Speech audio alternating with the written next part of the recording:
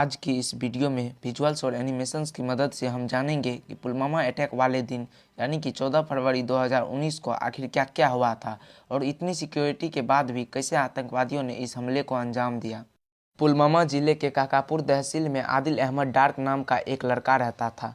ये लड़का 19 साल का था और मार्च 2018 में अपने 12th स्टैंडर्ड के एग्ज़ाम देने वाला था।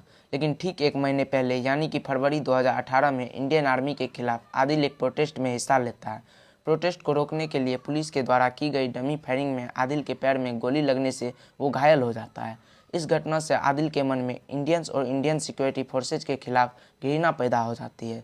बदला लेने के लिए वो जैश ए मोहम्मद नामक टेररिस्ट ऑर्गेनाइजेशंस को ज्वाइन कर लेता है। ये आखिरी बार था जब आदिल को उसके माँ बाप ने घर से साइकिल पर जाते हुए देखा था। आपको ये मालूम होना चाहिए कि आदिल का घर पुलवामा अटैक के एग्जैक्ट लोकेशन से 10 किलोमीटर दूर है। Pulwama attack bomb blast Lethpora में हुआ था। लेथपुरा पुलवामा जिले में एक गांव है।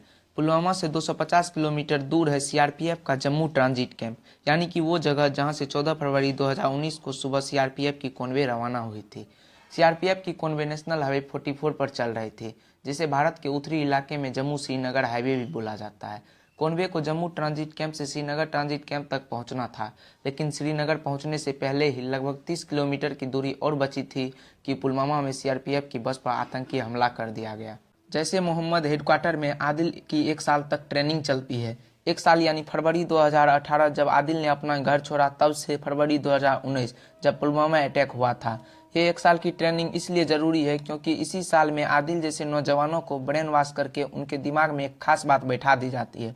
खास बात यह है कि अगर वो अपने मजहब की राह में जान देंगे तो उन्हें जन्नत मिलेगी। सिर्फ इतना ही नहीं, जन्नत में उन्हें हमेशा यंग और गहरी काली आंखों वाली बेहतर हूरों या बेहतर पत्नियों के साथ कभी न खत्म होने वाला आनंद मिलेगा। दरअसल इस पुलवामा अटैक की असली शुरुआत यहाँ से ही होती है।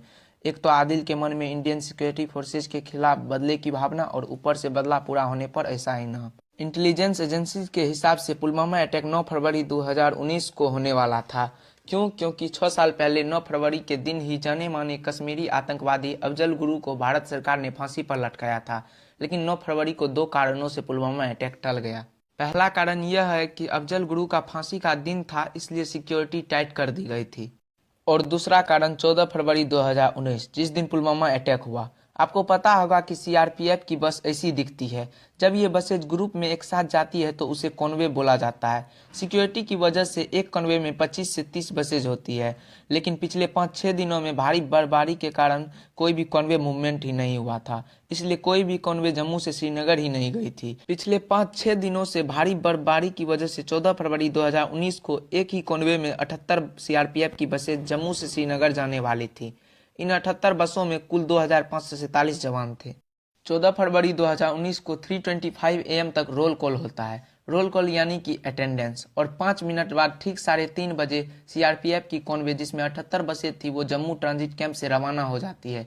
रवाना होते ही स्लीपर सेल्स के द्वारा पाकिस्तान में स्थित जैश ए मोहम्मद के हेडक्वार्टर में खबर पहुंचाई जाती है। फिर वहां से पुलवामा में स्थित जैश ए मोहम्मद के ऑफिस में अटैक कैसे और कब करना है इसकी ब्रीफिंग दी जाती है। अब आदिल अहमद डार अपनी तैयारी में जुट जाता है। एक एसयूवी गाड़ी में 200 किलो से ज्यादा आरडीएक्स और एमोनियम नाइट्रेट जैसा घातक और जानलेवा एक्सप्लोजिव लोड करना शुरू कर देता है। ये एक्सप्लोजिव पिछले 6 महीनों में थोड़ा थोड़ा करके पाकिस्तान से पुलवामा में लाया गया था।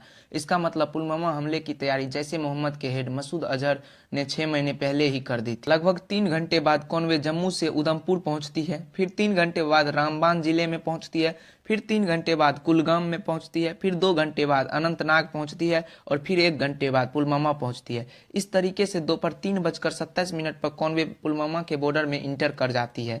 इंटर करते ही आदिल अहमद डार भी अपनी जगह छोड़ देता है और आतंकी हमले को अंजाम देने के लिए निकल पड़ता है।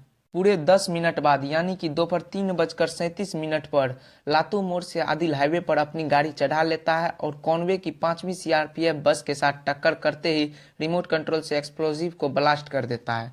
सीआरपीएफ में कुल 239 बटालियन होते हैं और उस बस में सीआरपीएफ की 76 बटालियन के 39 पैराट्रूपर्स मौजूद थे, जो कि ब्लास्ट की वजह से शहीद हो गए। साथ ही उस बस के साथ आरओपी यानी कि रोड ओपनिंग पार्टी का एक जवान भी मौजूद था, वो भी शहीद हो गया। धमाका इतना जोरदार था कि आसपास की घरों की खिड़कियों के शीशे भी टूट गए थे।